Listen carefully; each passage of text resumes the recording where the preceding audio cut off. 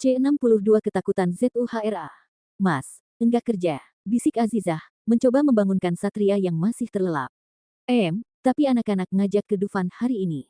Dufan, ulang Azizah, sembari melirik jam di dinding kamarnya. Satria masih enggan membuka matanya yang memeluk guling. Tapi ini sudah jam setengah 11 mas, kalau mau ke Dufan aturan kita berangkat jam 7 tadi. Setengah 11, Satria langsung terbangun dan duduk menatap jam di dinding. Papa, teriak Raka dan Arkana dari arah kamar mereka. Satria dan Azizah pun segera menoleh ke arah pintu. Nah tuh dah dipanggil, Azizah segera turun dari ranjang. Pasti ini Raka bakal marah, cetus Satria yang ikut turun dari ranjang, berjalan ke arah kamar anaknya. Ceklek, Mama kenapa enggak bangunin kami, tanya mereka begitu Azizah tiba di kamar keduanya. Mama enggak tahu, kalau kalian mau pergi. Tuh, tadi kami dah minta Papa untuk bangunin kami di jam 7. Papa kalian. Azizah menatap ke arah Satria yang sedang nyengir sembari menggelengkan kepala mereka. Papa kalian itu, tidurnya kayak orang mati, mana bisa ingat jam kalau enggak Mama yang bangunin. Tuh, kan aku bilang juga apa, kamu sih nyuruhnya sama Papa, cetus Raka yang kesal, tapi malah nyalahin Arkana. Kok jadi aku, kakak lah, sebagai kakak harusnya bisa lebih dewasa, kenapa kakak enggak setel alarm saja? Sudah. Azizah pun melerai perdebatan antara kedua anaknya. Bagaimana kalau kita pergi ke rumah Om Aldo saja? Ajak Satria yang duduk di tepi ranjang. Ogah, Arkana langsung cemberut, pasalnya ia kesal dengan anak bara yang berumur 2 tahun yang suka nempel sama dia, sedangkan anak Aldo berusia 4 tahun. Ayolah dek, kita kan bisa main sama Lois nanti di sana, ajak Raka memaksa Arkana, melihat Raka yang terus mendesaknya Arkana pun mengalah, karena tidak ingin membuat Raka bersedih. Jadi, mau pergi ke rumah Om Aldo? Tanya Satria lagi, memastikan jika keputusan mereka berdua sudah final. Iya pak, jawab mereka serentak. Ya sudah kalian mandi dulu, Mama akan siapin baju kalian oke? Oke ma. Raka dan Arkana pun turun dari ranjang menuju kamar mandi. Aku juga akan mandi dulu, Satria segera pergi meninggalkan kamar anaknya, sementara Azizah menyiapkan pakaian Raka dan Arkana, setelah selesai baru pergi melihat Satria. Di meja makan, mereka semua menikmati roti selai yang ada di atas piring, padahal mereka berencana akan sarapan ikan panggang saus cabai, namun karena terlambat bangun jadi hanya bisa menikmati sarapan pagi dengan roti selai. Sudah siap? Tanya Satria, di saat mereka semua sudah masuk ke dalam mobil. Sudah pak, let's go. Teriak Raka yang lebih bersemangat, namun, berbeda dengan Arkana, memiliki sifat dingin dan cenderung lebih cuek. Di tengah-tengah perjalanan, Raka melihat Divya bersama dengan ibunya yang sedang berboncengan baru kembali dari pasar. Divya, teriak Raka, membuat Arkana terkejut, pasalnya ia baru saja terlelap. Raka, apa yang kamu lakukan nak? Kamu bisa membahayakan orang lain, siapa tahu ada yang terkejut mendengar suaramu, dan membuat kendaraan lain kecelakaan. Iya maaf. Divya menoleh saat Raka memanggilnya dan tersenyum, berbeda dengan Arkana yang selalu cuek menanggapi senyuman Divya, mobil Satria pun berlalu pergi, dan berbelok ke arah rumah Aldo. Asteris. Tit. Satria sengaja membunyikan klakson mobilnya saat tiba di sana, agar pemilik rumah mengetahui kedatangan mereka. Satria langsung membuka pintu mobil, untuk anak dan istrinya, terlihat Aldo dan istrinya serta ada Lois yang sedang dalam gendongan Aldo. Assalamualaikum, ucap Azizah. Waalaikumsalam. Setelah berpelukan, dan melepas rindu, kedatangan Satria dan Azizah diterima nol dengan baik oleh keluarga Andara. Di mana Bara? Tanya Satria saat mereka sudah di ruang tamu. Nginap di rumah Mama Sela. Jawab Aldo, yang ikut duduk bersama dengan mereka. Tunggu aku akan ke dapur dulu, untuk mengambil minum ya, tukas Putri yang bangkit dari duduknya untuk pergi ke dapur. Tunggu Put, biar aku ikut bersamamu. Enggak usah, kamu tamu duduk saja. Udah enggak apa-apa, aku tahu pembantumu lagi libur, kan? Putri pun tersenyum, dan membiarkan Azizah membantunya. Lois dan dua si kembar lagi main robot-robotan, terlihat mereka yang begitu akrab. Sepido, mana Om sama Tante? Mama sama Papa udah pergi ke Palembang, ada acara. Oh, pantesan, kemarin enggak ada di kantormu. Loh, kamu ke kantor? Kok aku enggak tahu? Iya cuma sebentar, ketemu sama asistenmu, titip berkas aja sih, lalu aku langsung pulang. Oh, pantesan enggak jumpa kita. Ya begitulah. Azizah dan Putri pun datang, dengan membawa minuman dan cemilan di atas nampan. Silahkan diminum, Putri meletakkan nampan di atas meja. Terima kasih, Azizah menjawab sembari tersenyum, membuat Aldo dan Satria ikut tersenyum. Bagaimana ceritanya tamu malah bikin minum sendiri, cibir Satria. Hahaha, kamu ngeledek, maklum sajalah, beginilah kondisi kami ditinggal para bibi, pungkas Aldo. Kamu masih mending Aldo, ada yang lebih parah. Nih aku ya tiap pagi, harus mendengar 3 orang ini berteriak, kadang yang mau pergi kerja, yang mau ke sekolah, ada aja tiap pagi yang mereka recokin. Mereka semua pun tertawa mendengar cerita satu sama lain, dan tidak ada yang mengeluh baik Putri ataupun Azizah, saat mereka disibukkan oleh pekerjaan ibu rumah tangga, malah itu membuat mereka senang karena bisa melayani keluarga kecil mereka dengan senang.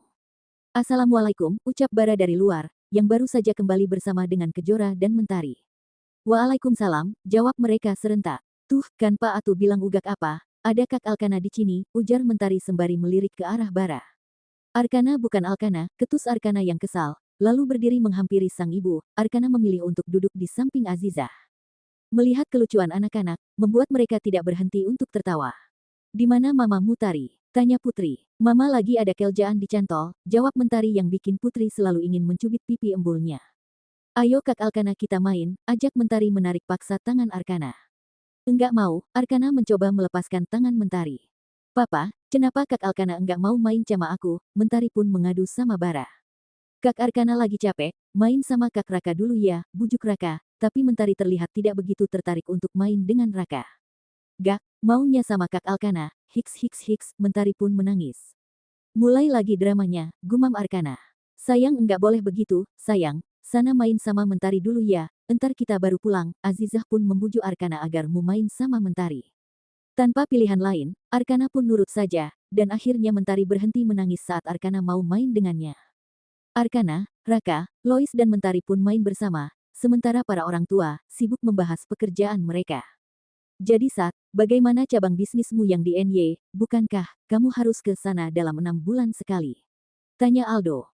Iya aku juga berencana buka cabang di sana, timpal Bara. Cabang apa? Aldo pun melirik ke arah Bara. Cabang pabrik tahu kali, hahaha. Mereka pun tertawa saat mendengar candaan Satria. Boleh juga sih itu, Bara malah membenarkan ucapan Satria. Seriuslah, mau buka cabang apa? Tanya Aldo lagi. Kejora ingin membuka bisnis cabang entertainment di NY, katanya sih bagus kalau kita memulai bisnis di sana. Kenapa enggak di sini aja? Tanya Azizah. Aku juga enggak tahu, katanya mau kerjasama dengan omnya. Aku juga enggak tahu banget tentang rencana dia yang ini, pungkas Bara. Apapun itulah, aku mendukungnya. Jika kalian butuh apa-apa kabarin aku aja, ujar Aldo, sembari menepuk pelan bahu Bara. Iya, kamu juga boleh menghubungiku, karena bisnis di sana sudah lumayan berkembang pesat. Siap, kalian memang temanku yang paling baik. Kita, kan keluarga, timpal Satria. Waktu pun terus berlalu, kini jam di dinding sudah menunjukkan pukul 2 siang, dan Azizah mengajak Satria untuk kembali. Setelah berpamitan dengan tuan rumah, Satria dan keluarga kecilnya pergi meninggalkan kediaman Andara. Semakin hari kehidupan Satria dan Azizah semakin membaik, meskipun mereka disibukkan oleh pekerjaan masing-masing, tidak membuat Satria dan Azizah melupakan perhatian satu sama lain. Azizah meminta kepada guru TK untuk mencarikan guru ngaji untuk anak-anaknya, agar Raka dan Arkana lebih paham akan ilmu agama. Namun, ternyata orang yang disarankan oleh guru TK, orang yang dikenal oleh Satria dan Azizah, yaitu Ustaz Zaki, ternyata Tuhan masih menguji cinta mereka berdua dengan kehadiran Ustaz Zaki yang terus-terusan masuk dalam kehidupan rumah tangga mereka. Azizah memperhatikan seseorang yang sedang berbicara dengan Ustaz Zaki, begitu mengetahui tutor ngaji yang disarankan guru Raka dan Arkana adalah Ustaz Zaki, itu membuat Azizah sedikit ragu. Der. Satria menelpon sehingga ponsel Azizah bergetar. Waalaikumsalam, Mas. Bagaimana? Apa kamu sudah bertemu dengan tutor ngaji Raka dan Arkana sayang? Terdengar suara Satria yang ingin tahu apa pendapat sang istri setelah bertemu dengan guru yang direkomendasikan oleh guru sekolah Raka dan Arkana. Sepertinya orang itu tidak akan cocok dengan Raka dan Arkana Mas, apa tidak sebaiknya kita cari guru lain saja? Kenapa harus mencari yang lain sayang, yang bikin mereka tidak cocok di mananya sayang, coba mu jelaskan, nanti biar aku cari tutor yang lain. Banyak Mas, pokoknya kamu harus mencari tutor yang lain. Tegas Azizah, dengan suara Azizah yang lantang, tentu saja membuat Satria curiga. Iya ya, entar aku carikan tutor yang baru, sekarang kamu pulang dulu ya, kita bicara lagi nanti di rumah.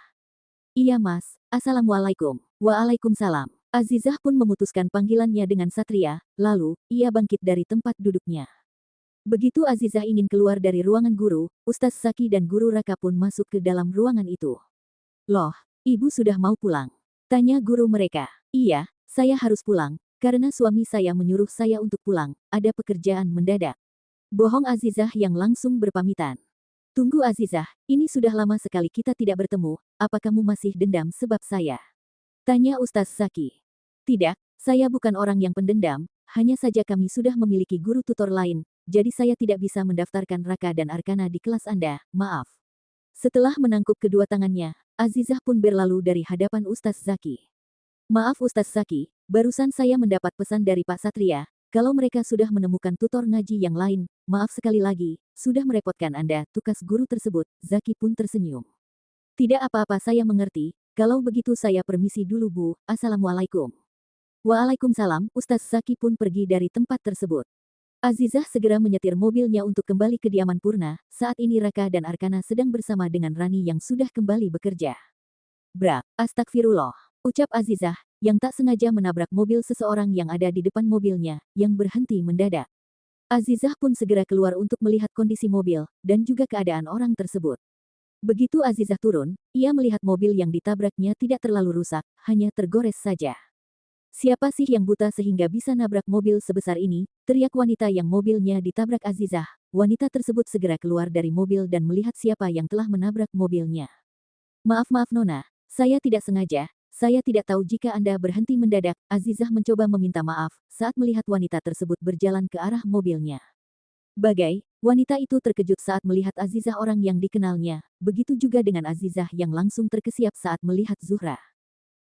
Pantesan saja, enggak heran ya kalau kamu pelakunya.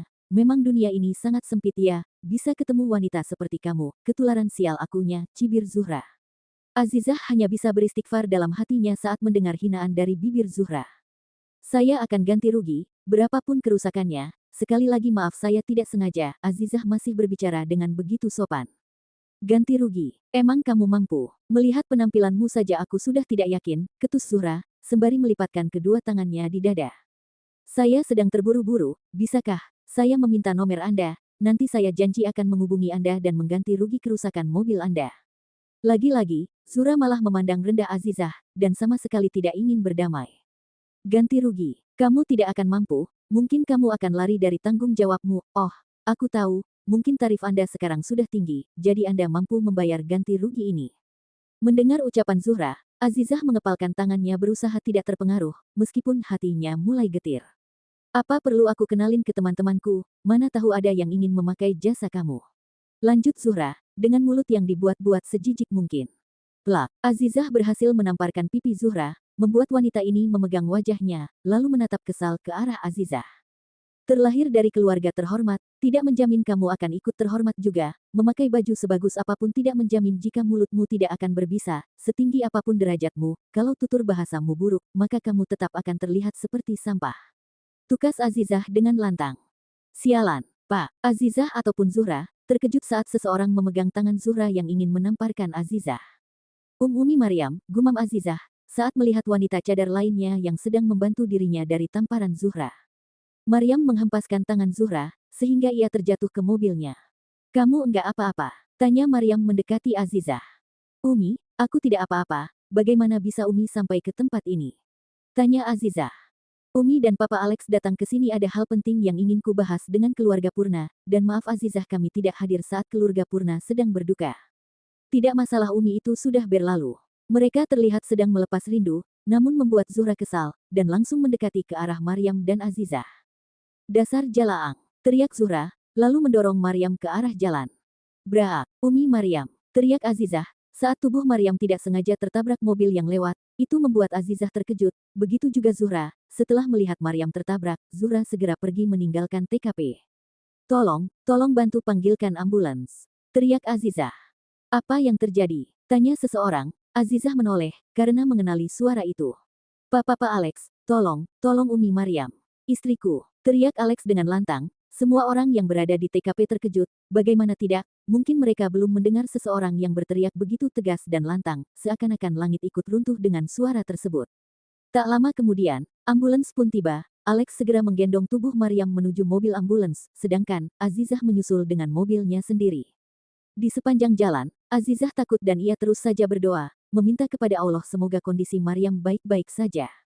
Di kediaman Purna, Satria yang sudah menunggu istrinya sejak sore, belum juga pulang, dan itu membuat Satria khawatir. Kenapa nomornya tidak aktif? Gumam Satria, yang mencoba berulang kali menghubungi Azizah. Tiba-tiba, Satria menerima panggilan masuk, dan itu dari Alex. Halo Tuan Alex, selamat sore. Sore, segera ke rumah sakit kasih bunda, Azizah dan saya ada di rumah sakit. Setelah mengatakan itu, Alex segera memutuskan panggilannya, karena dokter telah keluar dari ruang pemeriksaan. Halo Tuan, siapa yang sakit? Teriak Satria, namun panggilan itu sudah diputuskan sebelah pihak oleh Alex. Rani, teriak Satria dari ruang tamu. Rani yang berada di kamar si kembar pun segera berlari ke ruang tamu. Iya Tuan, saya titip Arka. Iya Tuan, tidak memberitahu kemana Satria pergi, dia pun segera berlalu dari hadapan Rani. Bi Rani, mana Papa? Tanya Raka yang menyusul Rani ke ruang tamu. Papa pergi sebentar ada urusan mendadak, ayo Raka Bibi Rani temani main lagi. Ayo, main mobil-mobilan ya Bi. Siap dan mudah, Rani pun kembali membawa Raka ke kamarnya. Ceklek, di dalam kamar, terlihat Arkana yang sedang memainkan iPad-nya. Dan Arkana, waktu main iPad-nya sudah habis, simpan dulu ya. Sebentar lagi Bi, baru juga 20 menit mainnya. Kan memang peraturannya begitu dan, hanya boleh main 20 menit di sore hari, dan 20 menit di siang hari, pungkas Rani, mengambil iPad di tangan Arkana. Bibi pelit, ketus Arkana, lalu membaringkan tubuhnya, dan memeluk guling. Arkana ayo main mobil-mobilan, ajak Raka. Males, sahut Arkana yang kesal. Main sama Bibi aja ya dan Raka. Oke Bi, Rani pun akhirnya menemani Raka main, dan membiarkan Arkana yang merajuk. Di rumah sakit, dokter baru saja selesai memeriksa keadaan Maryam. Dok, bagaimana kondisi istri saya? Tanya Alex. Istri Tuan, baik-baik saja, dia tidak apa-apa, dan istri Anda sudah siuman dari pingsannya, pungkas sang dokter. Boleh saya melihatnya? Silahkan, Alex pun masuk ke dalam ruangan Maryam. Sayang, teriak Satria saat melihat Azizah yang akan ikut masuk, untuk melihat keadaan Maryam. Mas, Azizah menoleh, dan menunggu Satria. Satria segera memeluk Azizah dengan erat begitu sampai di depan sang istri. Aku pikir kamu kenapa-napa, kenapa ponselmu tidak aktif, dan kenapa kamu di sini, siapa yang sakit? Terlihat raut wajah Satria yang begini panik. Aku baik-baik saja mas, tapi Umi Maryam mengalami kecelakaan. Bagaimana bisa? Apa yang terjadi? Azizah pun mulai menceritakan kronologi pokok permasalahan, yang membuat Maryam sampai dilarikan ke rumah sakit. Begitulah mas. Sayang, ini bukan sekali atau dua kali, tapi ini sering sekali terjadi. Aku lihat Zuhra itu semakin berani untuk memakimu, karena selama ini kita hanya diam saja. Tukas Satria yang mulai geram setelah mendengar cerita Azizah. Blam, Alex kembali keluar dalam menutup pintu ruangan tersebut. Jadi, apa rencanamu? Tanya Alex langsung pada intinya, menatap Satria. Apapun keputusan Anda saya ikut saja. Mas, Azizah takut, kalau mereka berdua akan berbuat seperti sebelumnya. Aku ingin, perusahaan keluarga wanita itu bangkrut, jatuh sejatuhnya, jangan beri ampun, karena ia sudah mulai melukai istriku. Tegas Alex dengan nada horornya. Azizah yang melihat netra Alex hanya bisa diam saja, lalu melirik sang suami.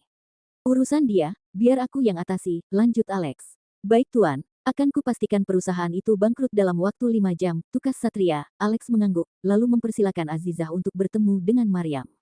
Zuhra baru saja kembali ke kediamannya. Ia terlihat gugup dan takut. Zuhra menaiki anak tangga rumah tersebut dengan tergesa-gesa, bahkan ia tidak menyapa Zaki yang duduk di sofa, membuat Zaki curiga. Kenapa Zuhra terlihat seperti orang ketakutan? Gumam Zaki yang memperhatikan gerak-gerik Zuhra. Blam, pintu kamar tertutup. Ini bukan salahku, aku tidak sengaja membuat ia tertabrak. Tadi aku hanya ingin memberi pelajaran kepada Azizah. Ini bukan salahku, gumam Zuhra yang sedang takut, duduk di tepi ranjang. Zuhra terus saja memikirkan kejadian tadi sore, dan membuat ia ketakutan. Zuhra takut jika orang yang didorongnya akan mati. Jika itu benar, mungkin dia akan masuk penjara.